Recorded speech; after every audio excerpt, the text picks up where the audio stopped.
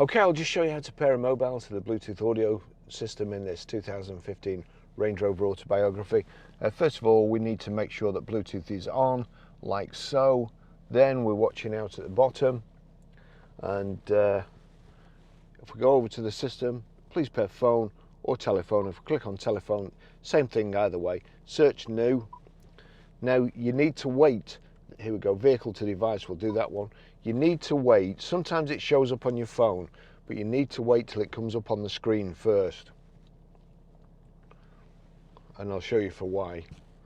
If you tap on it on the phone before you tap on here, it doesn't allow the system to generate a random pin code, right? So it's up here. So click on there, Barry's iPhone. To pair and connect phone, enter 8983 on handset. There you go.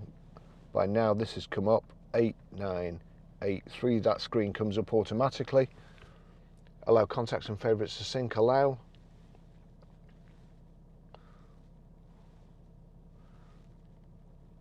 Just taking its time. We'll keep it. I've got about 4 Range Rovers paired to this. Oh, there we go. Range Rover connected there. It's still thinking about it on the unit. Phone connected.